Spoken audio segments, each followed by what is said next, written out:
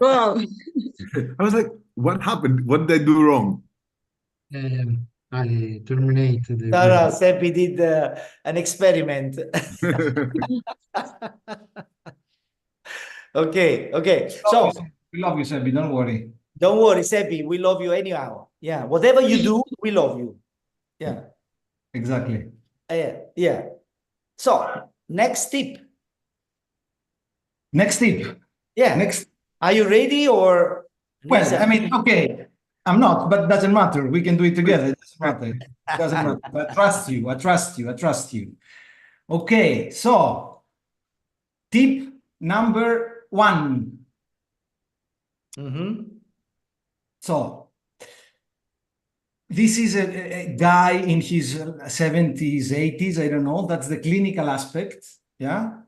This is dermoscopy. Yes. Okay. Okay. My question to you is a very simple question, not which is the diagnosis, but which is this a heavily pigmented lesion or a slightly pigmented? Heavily Pigmented. Yeah. Other than this, I guess that you see central hyperpigmentation network at the periphery. You agree? Yes. Yeah. Anything else? Yes. What? Here. Okay. Do you want to guess the diagnosis or not? Well, come on. I want to tape strip. it should be melanoma. Yeah. Okay. Good. Okay. Wait. Let's take a look at the next one. That's again same age, more or less. That's the clinical. This is dermoscopy. Okay. Okay. So, but just by looking at the clinical, and of course with dermoscopy, again, you realize that this lesion, especially in comparison to all the rest, is heavily pigmented. Don't you agree? Yes. Heavily pigmented. Yeah.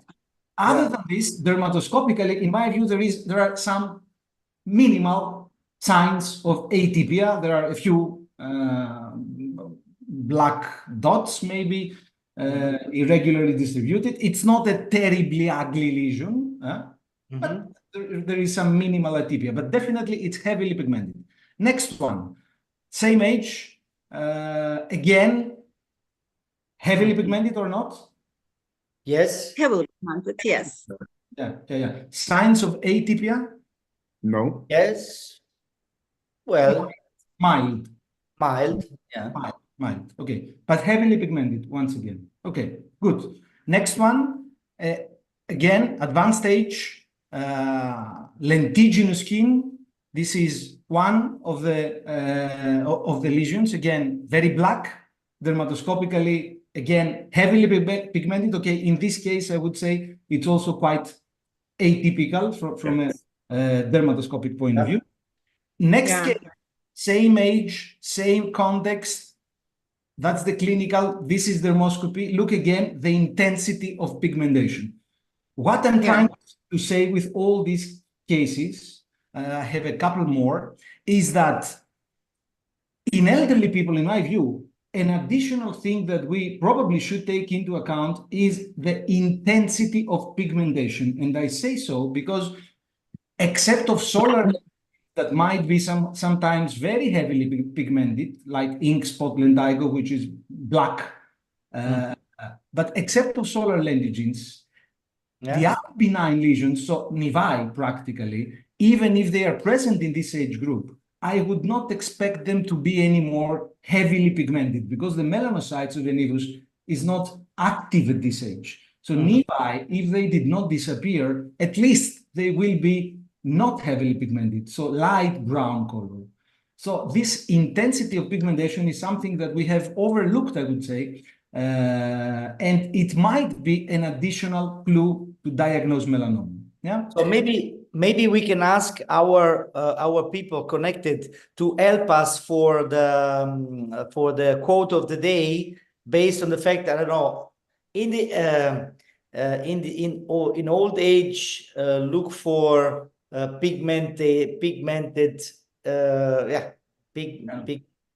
change. Maybe black is bad in elderly or something like this. Look again, look at the overview clinically already. Can you spot a mole which is really black? It's a small one, but if you spend some seconds, you will find it. Wait, there are a couple. Yeah, Well, but right black. from the hemangioma.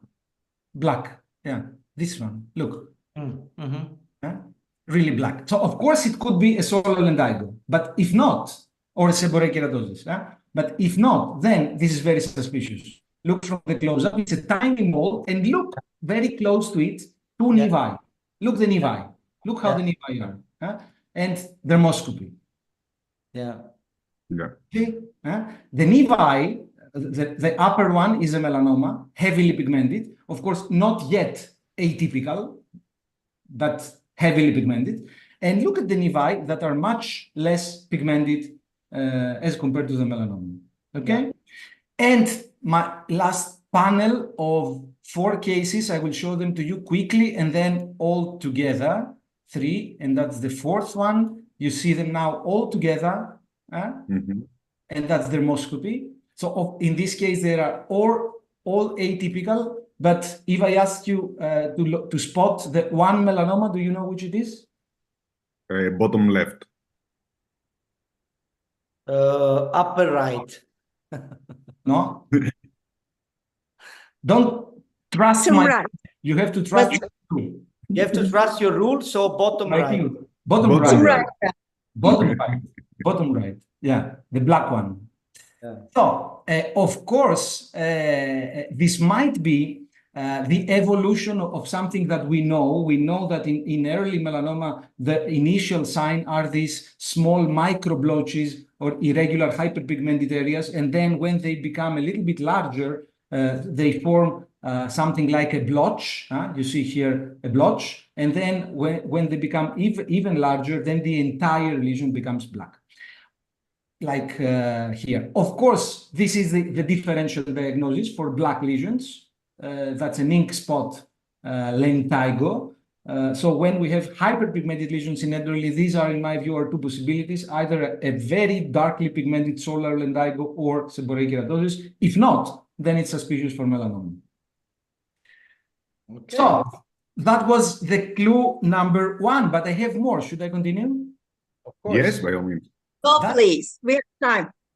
That's a clue that basically is not mine. I think that first I heard it from you, Jeppy, either precise the same or something very, very similar. You often speak about legs.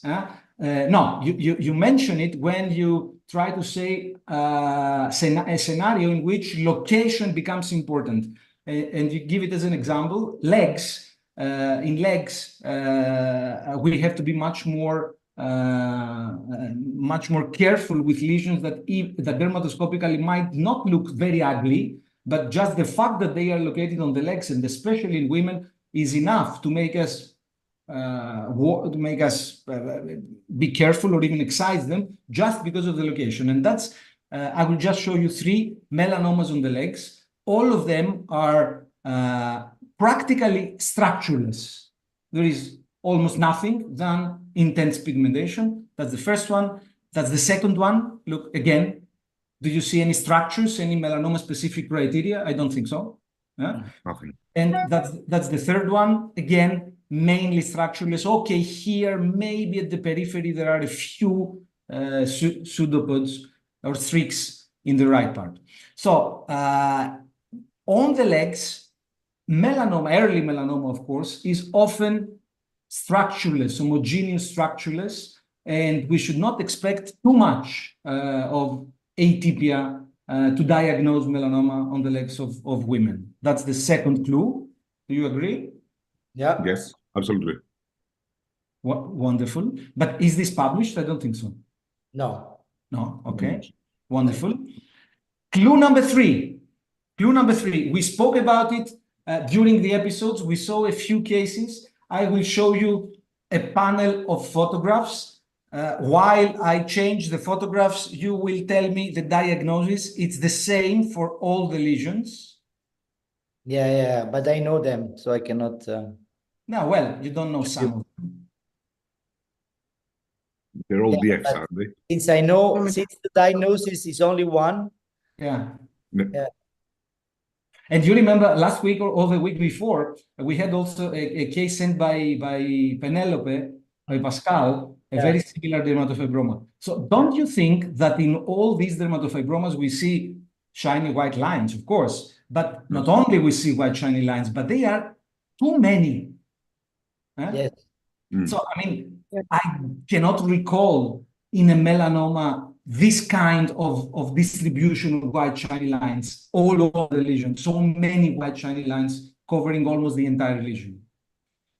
So maybe another unpublished clue, again here, look how many white shiny lines. Look here how many all over the lesion almost. Also here, white shiny strands or blotches, I would say. That too many white shiny lines might be suggestive of dermatofibroma, but I have a question mark here because I'm not so sure. We have to check carefully. Of course, in dermatofibroma, this is the case very often, but we have to check carefully how often this could be the case in malignant tumors like melanoma, which I don't think so, or basal cell carcinoma, which might sometimes display quite a lot of white shiny lines. yeah. Yeah, this is also quite nice. I mean, we could do a study on the quantity of white lines in different tumors and this theory. Very good. We have a couple of nice things. First, Sebi drinks too much. I agree. Second, we say look long at the lonely lesions on limbs and in ladies. Okay, quote. And then in older age, if nevi turn dark, it could be a melanoma spark. The dark side of melanoma. This is also a quote. And also look at the dark side of the moon. Yeah. Another question is if we remove these lesions. I mean, Christian asks probably about these dermatofibromas with white shiny lines. Well, I mean, many of them, yes. Depends on the overall clinical context. If the lesion is located in a location which makes sense for dermatofibroma, if the lesion is very hard on palpation, maybe not. But if there are diagnostic doubts, of course, yes.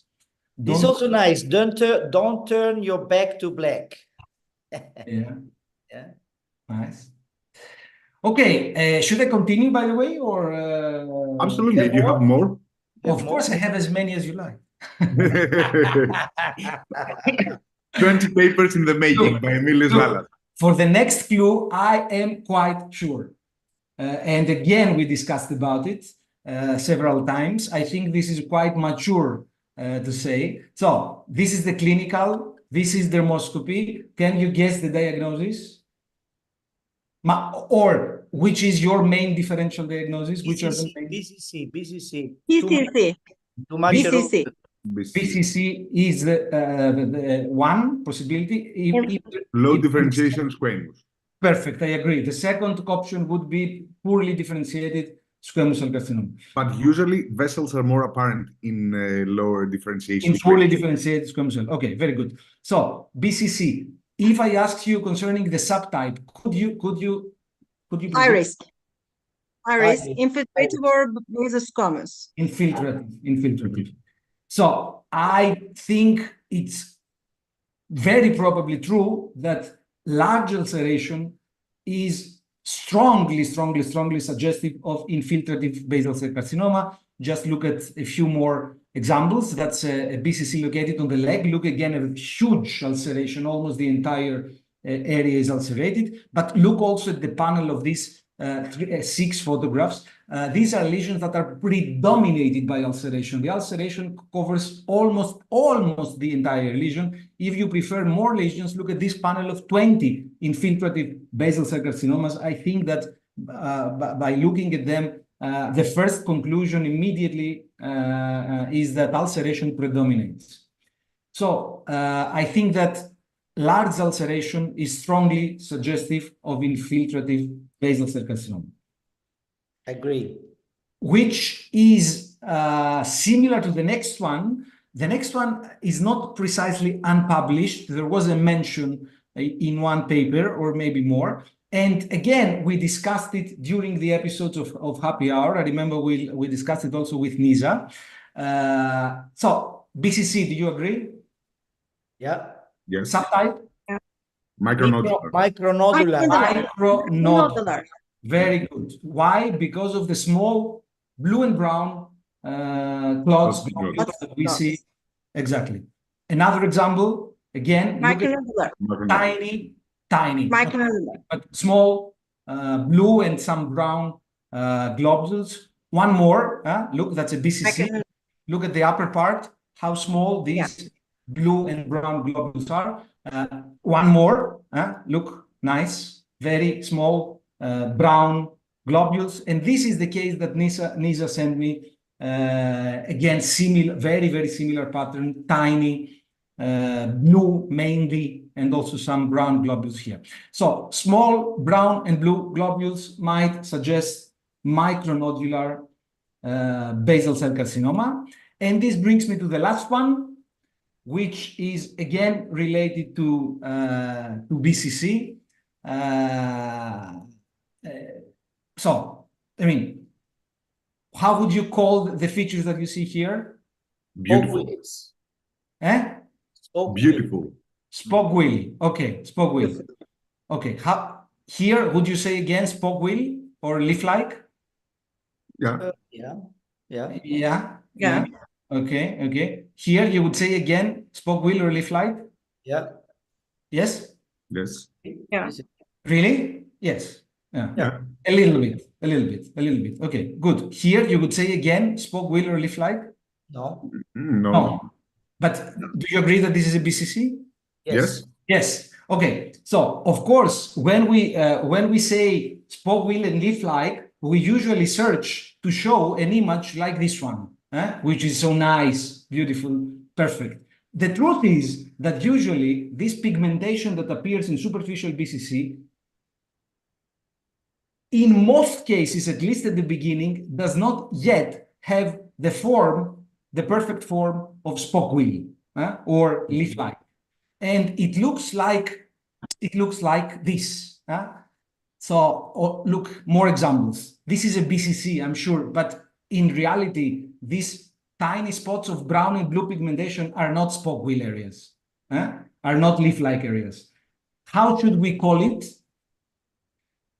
Again, another example. Look, there is pigmentation, but this is not spoke wheel. This is not leaf-like. There is pigmentation. There are tiny dots or granules of brown color. Don't you think? Again, it's structureless at the periphery. Yeah. Again, there is pigmentation, but what name could we give to this pigmentation? And this is, let me tell you, extremely frequent. Look again. That's a BCC. There is quite a lot of pigmentation. It's not spoke wheel. It's not leaf-like. How should we call it? So I have a new name. Oh, what's that? Go ahead. It's the Lala sign. No. No. So should we call it brown peppering? No. Why not? I mean, they are tiny. These are, well, yeah. I will go for Lala sign. Yes. It's much better call it Lala sign. So they are tiny granules or dots scattered in the lesion. The color is brown. So why not brown peppering? Come on, make me happy. Look at it. It's brown peppering. Why not? Okay. Look at it. Yes, it's brown peppering. Yeah. Okay, that's peppering. Alternatively, how can you describe it? Yeah. I would ignore. Ignore.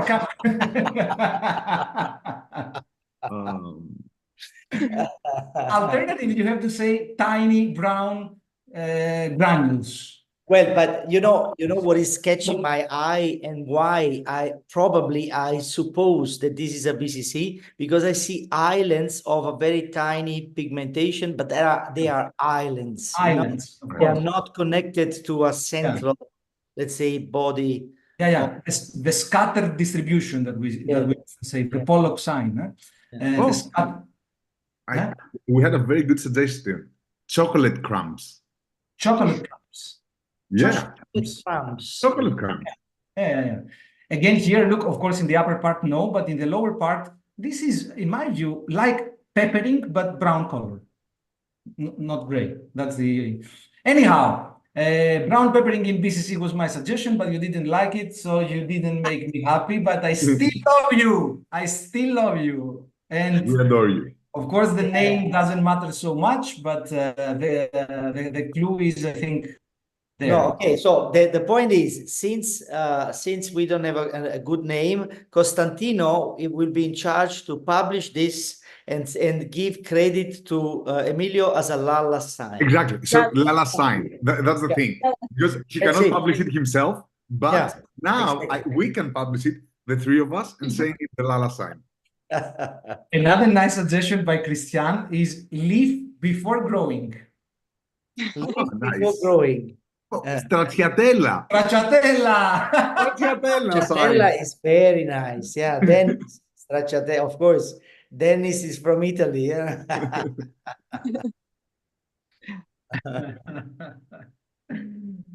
Very good. Very Emilio's good. at the Kahoot, make a poll from the names, but please put Lala sign in there. So the Kahoot should be concerning this sign. Yes. Okay. Well, but there are too many suggestions, huh? And wonderful suggestions, actually. Yeah, and I can include only 6. So okay, I will see what I can do. I will see. Excellent. Very good, very good, very good, very good. Wonderful, wonderful, wonderful. Sebastiano is trying to show us something.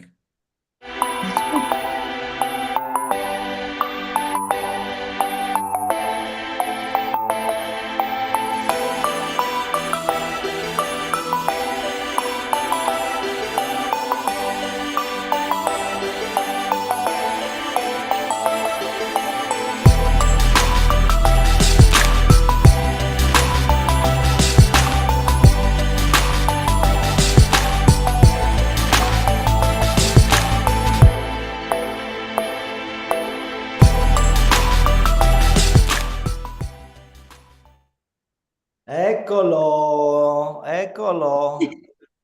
Oh. La mascotte. Rudy. Rudy. Bene, bene, bene, bene, bene. Wait, Molly, come here. Come on. Molly. Guarda. Wow. Wow, that's a real dog. It is a real dog. It's a real dog. Let's go.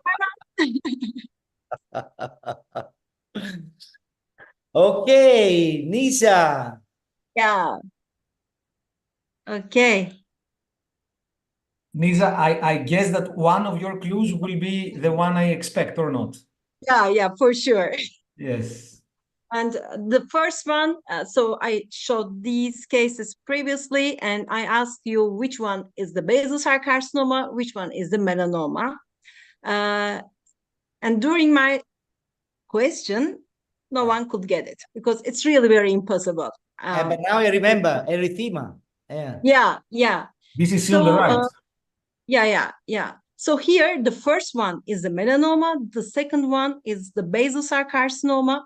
Here, the major clue is when there is erythema around the tumor, this is more likely to be a melanoma because the inflammatory reaction is generally much more commonly observed than any other tumors. So the first one is the melanoma with erythema, and the second one is basal cell carcinoma here. And my second tip, we know that during nail dermatoscopy, distal free edge dermatoscopy is very important, and this is also convenient for melanocytic lesions. For example, when the pigmentation in the upper part, we know that this is a nevus, and this is the pigmentation is coming from the proximal matrix of the nail. So this is a typical nail matrix nevus. And when the pigmentation is on the inferior part, we know that this time this melanocytic lesion is coming from the distal matrix. This is another sign for nevus. So we much more commonly observe distal nail matrix because it's much more active, and the pigmentation is generally observed in the inferior part of the nail, in the nail matrix nevus. Okay, in melanoma, how it looks like? It's very important. In melanoma, distal part, free edge part is chaotic, very chaotic. You can see here the chaos. It's completely different with the previous one, the nevus, the nail matrix melanocytic nevus. You can see the chaos here also. This is a melanoma of a very young patient. And here you can see the changes on the nail. And the patient was very young patient. Another young patient, again, you can see the chaos in the distal free edge. Mm-hmm. And here, the dermatoscopy of the nail, it's also, again, very chaotic. And you can see black dots and disruption of parallelism. And the bands are very irregular in size. And these two patients were excised and confirmed that these two cases were melanoma. And I'm collecting the cases, young cases, in my archive. And I have more than 10 patients before the age of 30, because in the publications, the melanoma cases are older than the age of 30. But from my point of view, if the nevus is not a congenital nevus or appeared before puberty and appeared after puberty, we should be very, very careful to follow up these patients, because melanoma really grows very, very slowly in the nail matrix. And when you see a little bit change, or when you see a chaos in the distal free edge, I think we should consider biopsy, even the patient is a young patient after puberty. But I'm not talking about the patients before puberty, after puberty. Yeah, that's very interesting, Nisa, by the way, because you know that, as you said, in the literature, there is nothing before the age of 13. Yeah.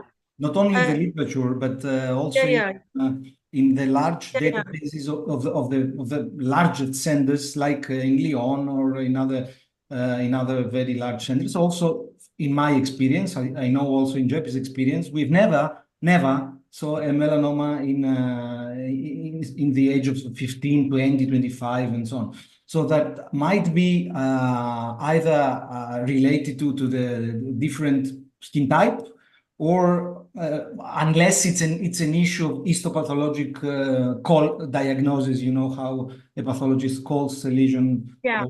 But it's generally, the pathology is confirmed at least by two pathologists, and immunohistochemistry also.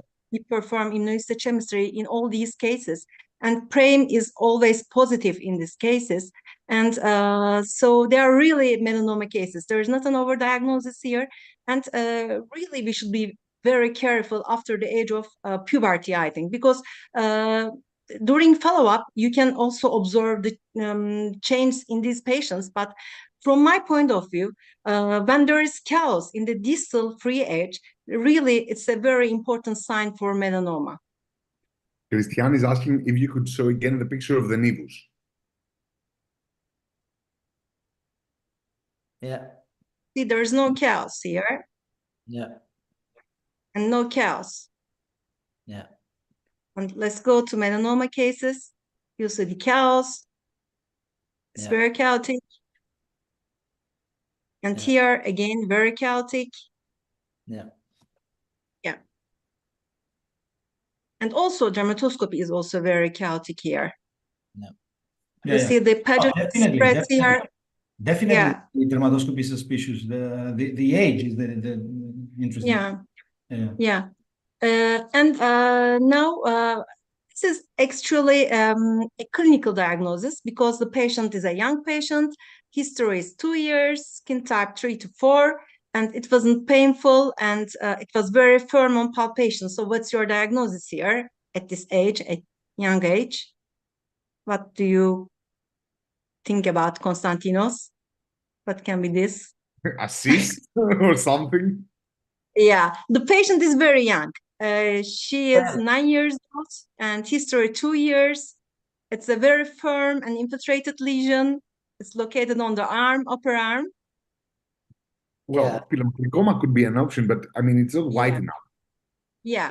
So, but also dermatofibrosarcoma is something we have to consider. Dermatofibrosarcoma is the most common tumor during pediatric period. And here I'm going to show you a dermatoscopy clue. Here, the dermatoscopy, but let's see the video. When you move the plate of the dermatoscope, you can see the calcifications are moving.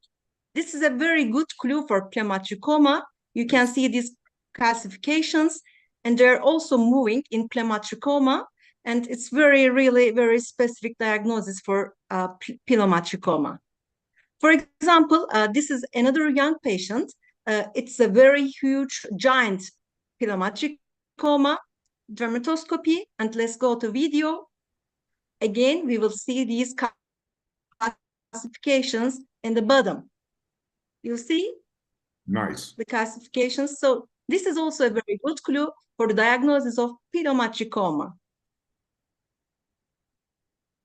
Another case, and you see it's moving. They're all located on the upper arm, and they're all young patients. And another tip for epidermal cysts, we know that when they have atypical localizations like facial sites, and they can be very giant, the background is yellowish because there's sebum inside the cyst. And when we see this yellowish coloration, this is more likely to be a pillar or epidermal cyst. And you see, for example, again, yellowish coloration with branched and serpentine vessels, but the background color is very typical for cyst.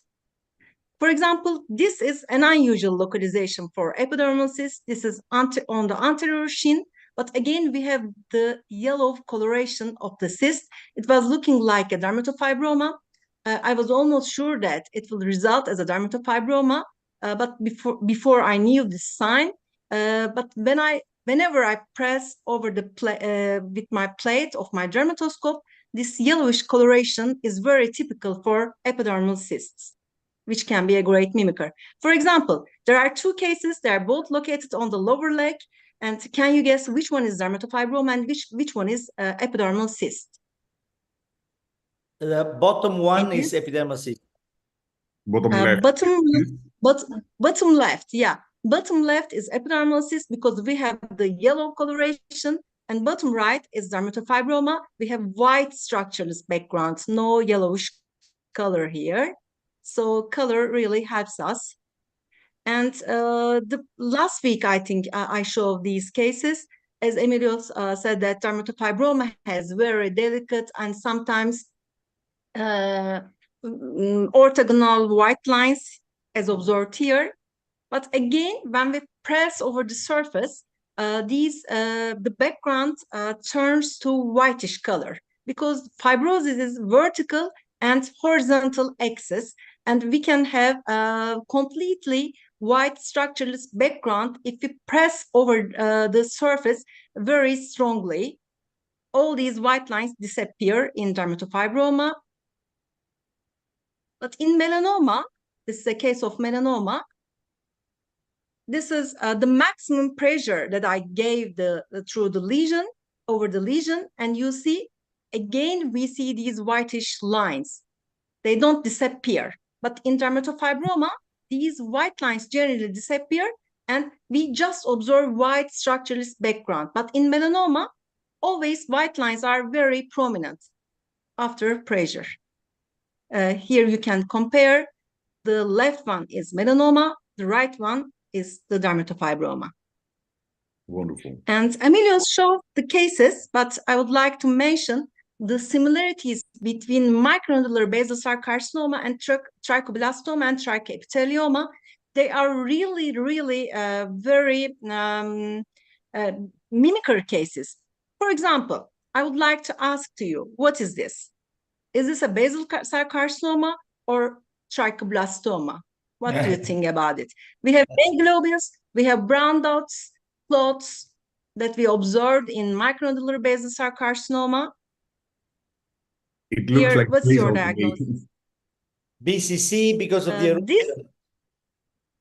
Yeah, trichoblastoma and basal cell carcinoma, especially micronodular type, is very similar.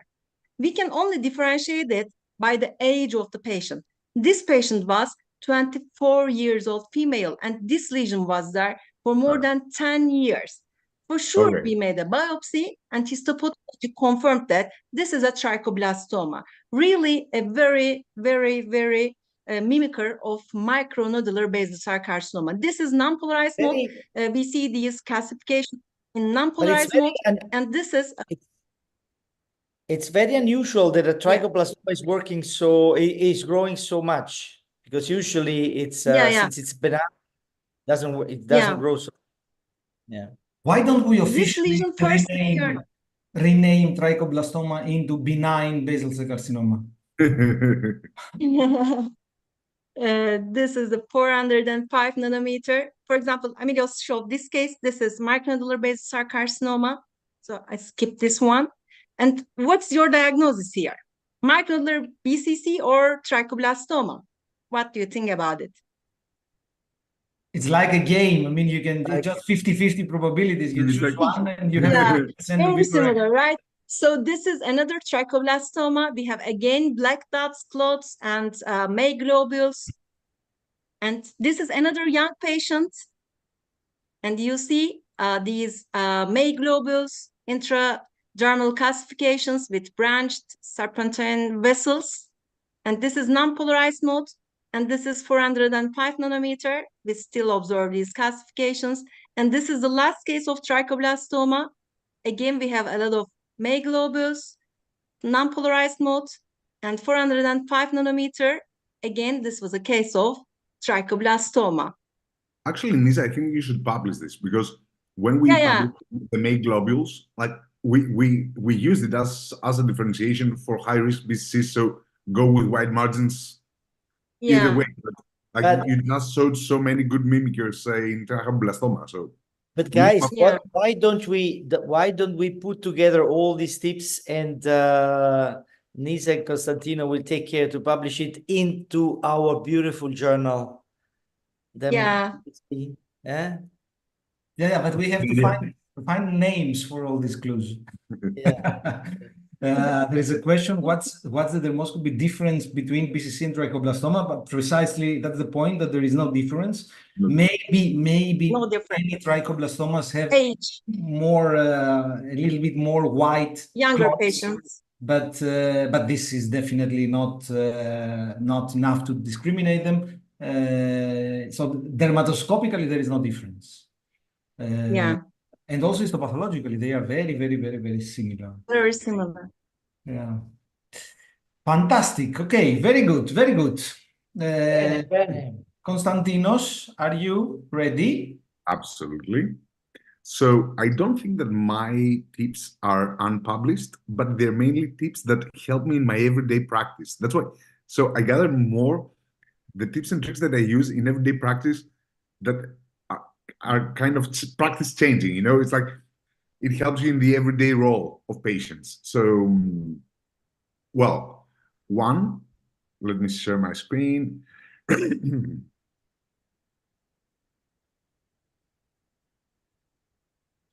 So, patient with heavy sun damage, we see this lesion here,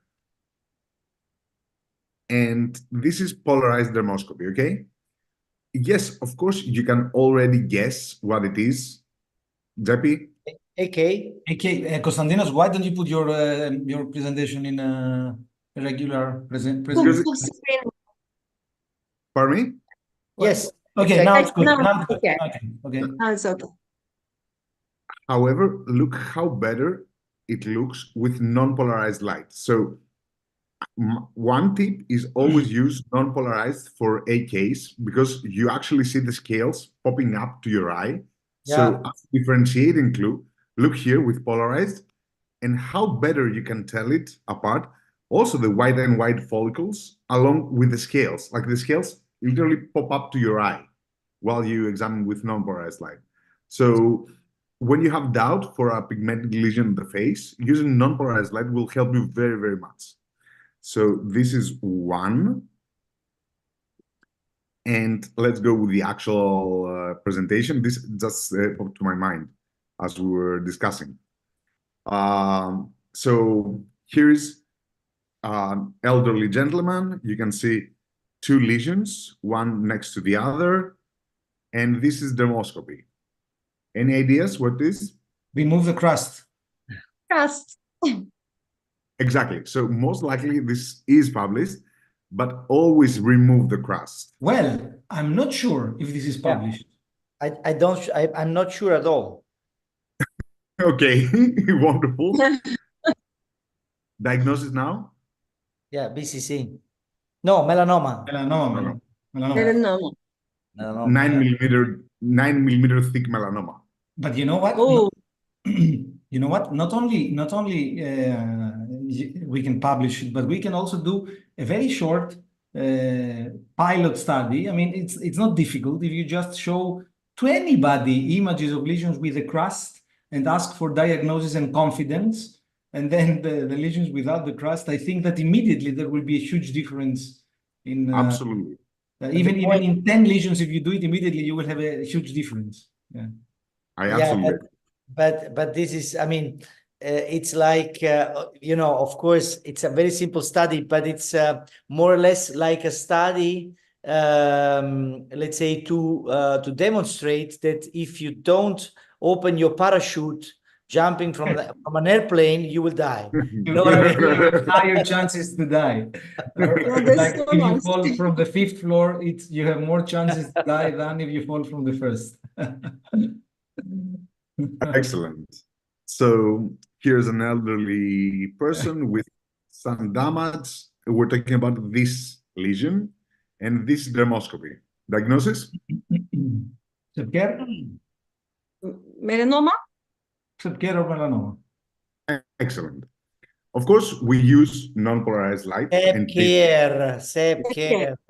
This solves it. However, I wanted to show you something that I do all the time nowadays is you play with the new DL5 with, you've seen the thing on the side. It also rotates. So if you rotate it, you go to parallel polarization, which highlights the very superficial structures. So you can get a very accurate diagnosis and a much better depiction of the superficial structures. And it's very useful for separating CLUERS from melanocytic lesions. This is parallel polarization. And you see how evident it is compared, for example, with this. This is non-polarized. And look at parallel polarization, how brighter everything comes and how much closer to the surface.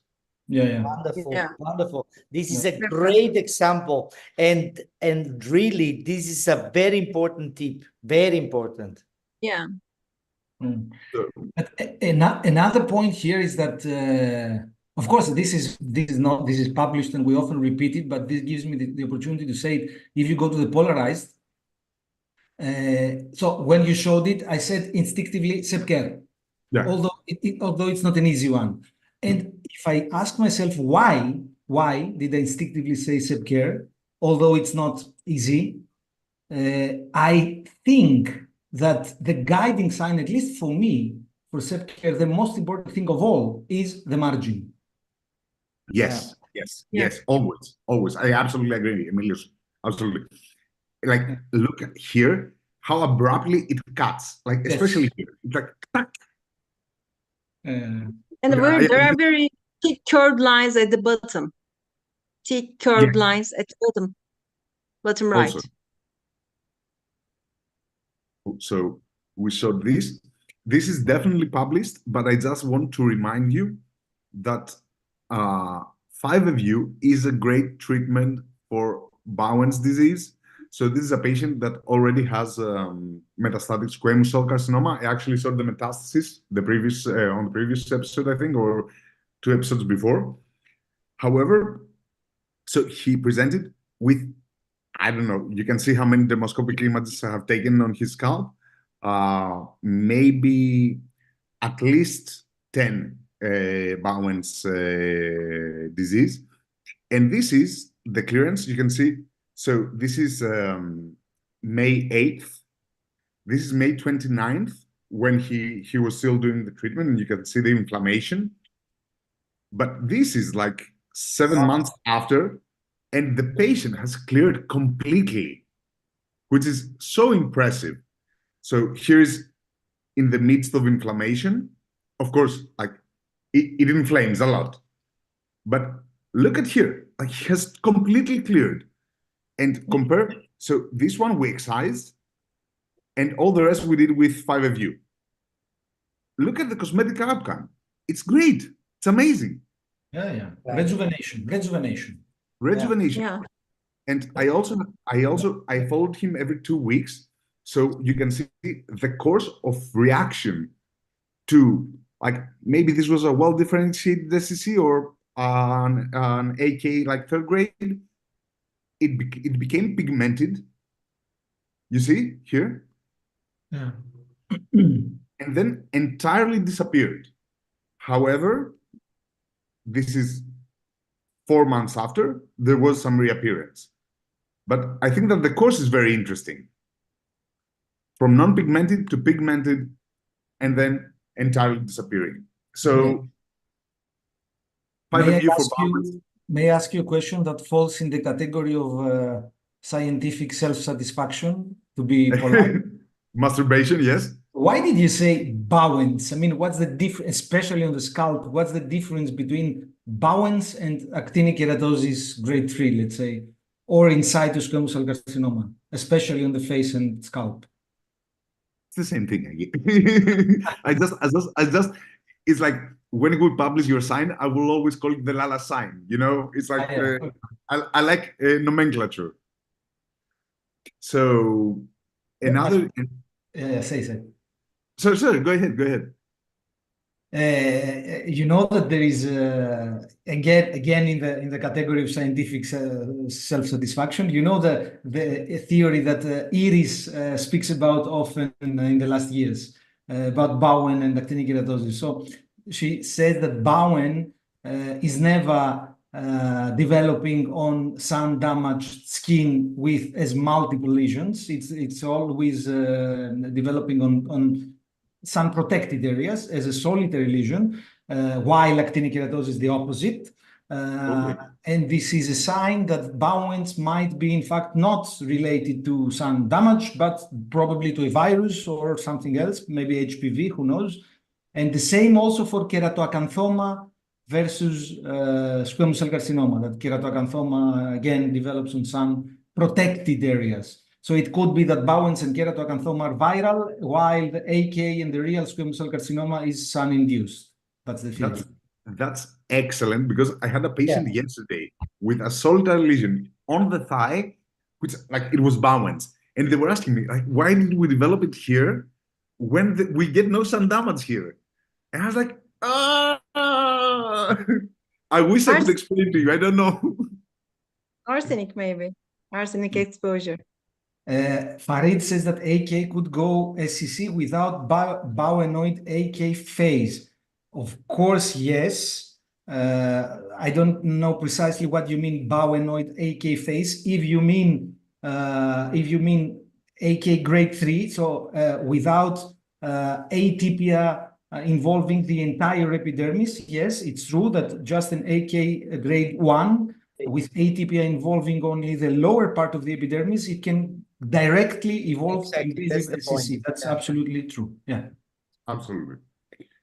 So another patient, high risk, has had 2 primary melanomas. Unfortunately, here it doesn't show so well, but I think it's a very useful tip. It has helped me very much. The lesion in question is this one. And again, I apologize, it doesn't show so well, However, here you can see, in patients with multiple lesions, always look for the red shiny lesion because it's vascular blush and it's usually due to neovascularization. This was a melanoma, and actually it was quite deep. It was like 0.9, I think. However, like if you face patients with multiple lesions, always do like a close-up clinical examination and look for the red hue. It will lead you towards the suspicious lesion. I don't know if you agree, guys. Do you use this in your daily practice? Well, actually, when you showed this case, I was asking myself, what kind of nevus could this be? You know, this is the inverse approach again. You know, when I'm in doubts, I ask myself, what kind of nevus is this? Of course, here the main differential diagnosis is sclerosing nevus versus melanoma. Yes. And if it's exactly. a solid lesion, you have to excise it. Yeah. And final tip, Nisa already showed it. Always apply pressure on the Fs. They like clinically very suspicious. However, pressure helps you very much because it whitens out the dermatofibroma. And I think those again a lot of white shiny lines, eh? A lot of Yeah. a lot. After And pressure, just white structures. yes, exactly. And finally, in a dark skin type patient. Dark skin type, yeah. type 4. I have a lot of dermatofibromas like looking like that. We are lucky. Any ideas on what this may be? Bowen? Porokeratosis. Oh, beautiful. Beautiful. We like Porokeratosis dermatoscopically belongs to the conditions that make you smile. Yeah. Yes. Yeah. So, which are the conditions that make you smile dermatoscopically? Porokeratosis, scabies. Yeah. Yeah. BCC, my view, BCC. BCC always. But with scabies, patients are not smiling at all. They are so stressed. Come on, no. No, I don't agree. With Sometimes. scabies. No, With patients are completely scared about scabies. Completely. Yes, but I mean, it's so easy to convince them because, I mean, you explain that they are so lucky because their problem has a very clear-cut and easy solution. While if you don't find the mite and if it's not scabies, then it might be difficult to deal with this pruritus that is, Yeah. And wonderful. Wow, with so many. Final clue, like always, if in doubt, use a pen and dye out the porokeratosis. It highlights beautifully this double-edged ring. Yeah. Excellent. Wonderful, fantastic. Amazing cases. Are approaching the end. Did we miss any question? I suppose you have to tell us something. Yeah, I will. Could make globules help differentiate BCC from trichoblastoma? Not really. Apparently rather not. It's impossible. Age of the patient and the long duration of the lesion.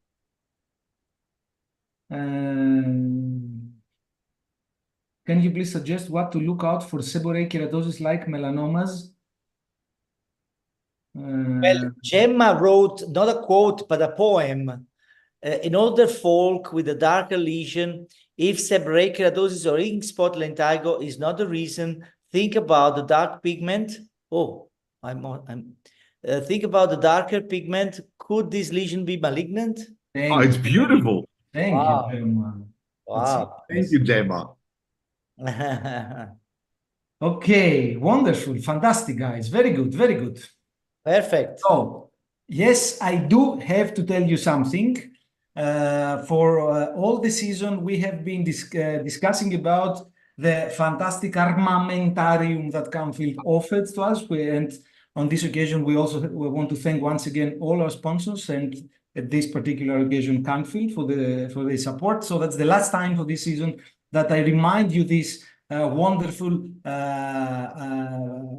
armamentarium of tools that begins from the optical lens, handheld dermatoscope, until the very the Vectra device, which is let's say the superstar device of the company. But what I would like to remind you for the last time is not about the devices, we many times spoke about them, but about the software, the complete total body surveillance platform that combines simplicity with the most advanced tools to provide confidence for the doctors and also for the patients. Just take a look at this nice diagram showing how the dermatoscopic images appear after you capture them. You see that in a column, you have all the photographs of each lesion from the previous visit, so you can immediately compare the evolution of a single lesion. And in the row, you have all the nevi of the patient, so you can apply the comparative approach in a very easy way. And of course, when you want to compare side by side, all the photos are available for instant review and comparison. And of course, dermographics can locate lesions on the overview image according to the clinician's own criteria. And look at this nice spiral diagram that you can again use to apply the comparative approach. And the markerless tracking automatically aligns skin surfaces from the two-padded map photographs, allowing an easy comparison of the clinical photograph. Last thing, the View My Consult, which empowers patients to have access to their images and control themselves for changes in between visits. This is also part of the entire effort to diagnose skin cancer earlier, to involve patients in this procedure. And with this software, patients can have access to their images. It doesn't matter if they were captured with Vectra or with a 2D photograph, and then they can compare what they see in the images with what they see with their eyes at home. Wonderful. So that was it. And this brings us to the almost last thing of the episode, which is the 5 nice gifts by Penelope, starting with the first one, which is from Nisa, 83-year-old woman, history of melanoma and BCC, new firm pink nodule on his back, discovered during follow-up. That's dermoscopy with nice vessels, quite visible. This is the non-polarized mode. This is the polarized mode. A lot of vascular structures. Do we want to try to guess what could be the diagnosis here? Guys? Skin appendage tumor. Poroma. Adnexal. Okay.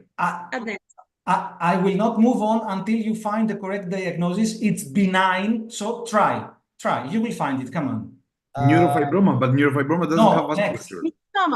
Myxoma. No, next. Clear cell. It's not a seborrheic keratosis. Irritated seborrheic keratosis. Brava. Wonderful. Of course, sometimes, I mean, the vessels of irritated seborrheic become too much irregular, like here, but it might happen. Very nice. For Konstantinos, 55-year-old woman, long-standing pink nodule for 5 years in her groin. Wonderful looped vessels merging towards the center of the lesion, starting from the periphery and merging towards the center. It's benign. Where is You think it's benign? Should be yes, benign? I think it's benign. Could be a cyst. Epidermal cyst.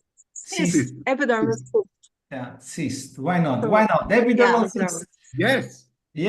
Yes. Wonderful, fantastic. Next one for JP, 45-year-old man. History of previous BCC, recent firm pink nodule in the presternal area. That's the clinical This is dermoscopy. You see vessel. Another BCC. You want Margaret to Lodge. be Step K. BCC. You want it to be a BCC. Do you want to take any other option? No. Trichoblastoma. Trichoblastoma. Trichoblastoma. Seborrheic keratosis, amici, my friends. Yeah, seborrheic keratosis with a few also gray blue clots, I think, in the center. So looking quite a lot like a BCC. Yeah. Wonderful. Yeah, very much. The next one is for me, and come on. Beautiful. It's beautiful. Look, 66-year-old man, pendiculated nose. Look at it. Poroma. Yeah. By the way, here, and here we can see both of the vascular structures that are described for poroma, this flower-like, but also these ones, these large red globules that are also filled in poroma. And the last one for SEBI, that's a dermatoscopic challenge. Again, vessels looking quite a lot like this. Poroma. Yeah. BCC. Oh, sorry. I clicked the button. Sorry. So it's a BCC with flower-like vessels. Complex looked. Yes. Very good. Perfect. Excellent. Very good, my friends. Very good. So now it's time to say goodbye. No, it's not time to say goodbye yet, because we have to play and we also have to find a name for the clue. Yes. Chiaro. Okay. Chiaro. I'm very stressed, as you understand. Why? Because I want to see. Emilio sign. Because my sign could be. It's Lala sign by definition. Yeah. Be born in a few seconds.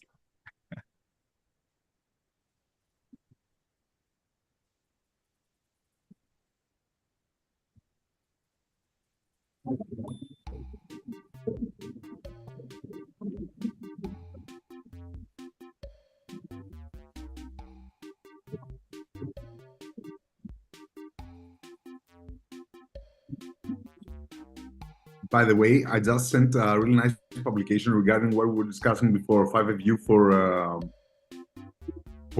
Bowen's disease. It was published this year in JAD, and very nice publication. I really enjoyed it.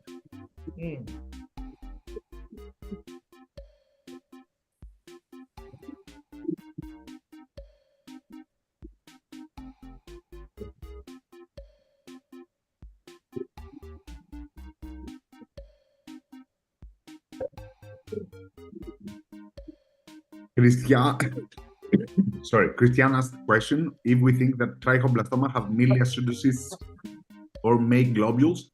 So in the cases that Nisa showed, we showed that Emilia.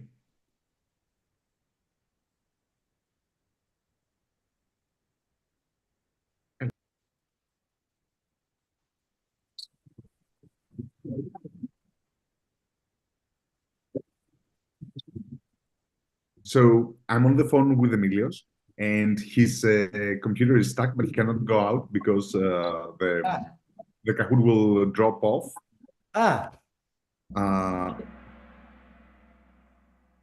Connection lost. No, but it's still going. Emilios, are you unstuck or not yet? Probably not. Kahoot keeps going.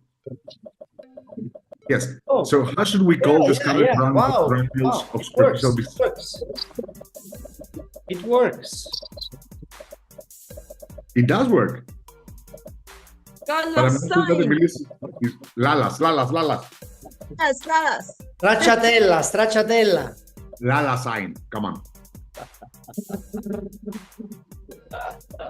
We expect 90%, at least 90%, please. Yes. Oh!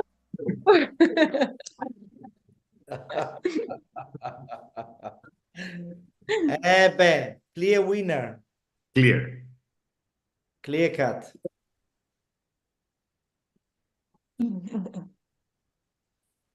Emilio, we don't hear you. So,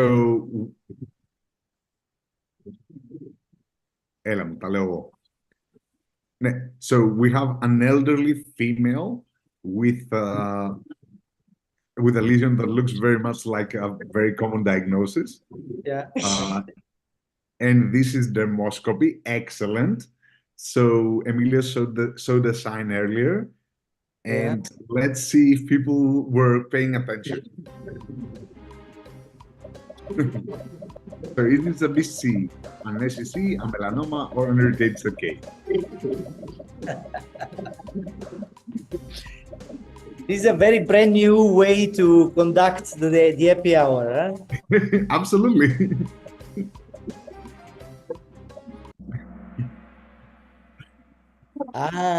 This is an SCC. Why? Because of the vessels at the periphery. Look at the vessels. Yes. So vessels. Yeah. Yes. So it's a poorly differentiated squamous cell carcinoma. Yeah. We can see the vessels in the periphery, what we were discussing before. Nonetheless, Emilius, you're not strengthening your point. There's keratin around the lesion. Yeah, okay. Let's see the partial ranking. Yes, SCC maintains the vessels. SCC maintains the vessels. Wonderful. Let's look at the next one. Ali, Lucy, PI, Tony, Mustafa. Excellent. And everyone very close. So this is the clinical of a plate on the back of a patient. And this is dermoscopy. Okay. And let's take a look at the quiz. This lesion was biopsy. Can you guess the histopathological diagnosis? Is this a BC? Is this a Bowens? Is this a melanoma? Or is this an LPLK?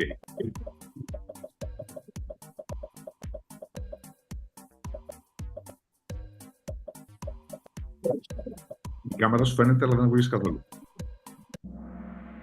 Μιλάς στο τηλέφωνο, γιατί ακούω τουλάχιστον. LPLK, yes. LPLK, yes. wonderful. And you know one tip which is good for LPLK, it's not dermoscopy, but it's clinical. You have augmentation of the skin marking. This is typical for LPLK. And also the edges. Look at the edges, how sharply they cut, especially on the lower left, right. Orange pink color, maybe additional sign. The background Also color. Also orange, very important. Nice, beautiful. So moving on to the next one. Well, actually, the leaderboard. Ali is still on the lead, then Miha, then Lavinia.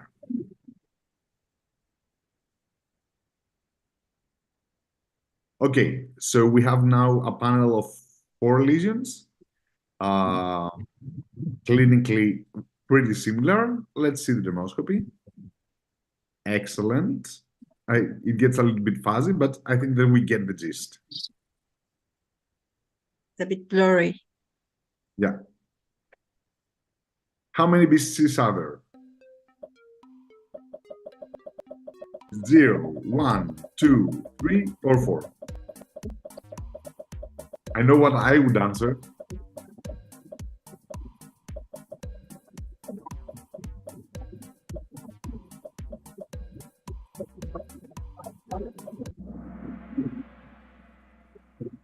Wow, 3. Which one is not a BCC? Top right? Top left. I think that the bottom right. Emilius, can you confirm? It looks like an LPLK. Do you confirm? Yes. So Emilius confirmed that the last one looks like an LPLK. Okay. Coarse and fine granularity. Ali is still on the lead. Didi, then Lavinia, and Taha is on a hot streak. And then we have Mustafa. Good. Okay, so this is, I'm totally making this shit up. So this is a long-standing lesion on the chest of a 40-year-old male. Excellent, Emilius approves. And this is the dermoscopy. Ah, How old is the patient? 50, 50, 50. 50, 50. 50. So So is this a he's a young nevus guy. or is this a melanoma? History is not relevant. History is not relevant. Emilio's presentation. Morphology is everything. Yeah. Nevus. History is relevant now. History is relevant. Here history was relevant. Come on. Let's look at the leaderboard. No points for this one. Oh no, yes, Mustafa is on the top. Ah, Then Ali, 1 point Yeah. different. We have trichoblastoma. trichoblastoma. Go. And I think that we're heading to the final case. This is the clinical aspect of a nodular lesion on the arm. And this is dermoscopy. Take a close look at the vessels, at the periphery. Yes. This is a poroma. Yes or no? Probably true. It doesn't look like a poroma, and the question is, if this is a poroma, The point- it should be. The point is that poroma doesn't look like a poroma in half percent of case. Yeah. 50% of case. So this is absolutely a poroma. There are the vessels that Emilius has highlighted. Yes. True. So Poroma. indeed, these red clods seem to be very important for the differential of poroma. Excellent. Emilius is highlighting them. Of course, ulcerated lesion, very difficult, definitely biopsy. However, these clues could be helpful. And let's look at the leaderboard. 3. This was a very tough. Very Me. difficult one. And then first place, Ali. Bravo, Ali. Bravo, Ali. Bravo, Ali. Excellent. Wonderful. Emilio, you lost your voice. I'm so sorry for you. Love you. Okay, guys. It's been a Where's very Ali? nice episode. Let me remind you, please send your cases for the last episode, because we will present all your cases for the last episode. And please connect, everybody connect, should connect for the last episode of the season. Next week is our last episode. Yes, exactly. Exactly. Okay, PT. And what about the quote? What about the quote? Emilio, what about the quote? Yeah. Well, we did the Lala sign. Lala sign is the quote. Yeah, okay, but maybe next week we will have the quotes. Maybe Sebi, can you put together the quotes for the next episode? Sebi, can you put together the quotes for the next episode? Okay, good. He also has Okay. no. Where is Ragazzi, Ali? You forget Ali, where is Ali. Ali? Where is Ali? Ali. Sebi, where is Ali? Ali is not. Sebi. Is No, not Ali. correct. Yeah. Alexandra. Yeah, Alexandra. I'm a dermatologist resident from Romania. I'm so sorry that I cannot connect with you right now. Brava Alexandra. Brava Ali. Brava. Allora, ragazzi, un bacione a tutti. Un bacione e un abbraccione. Great evening. Baci. I Bye love bye. you. Ciao.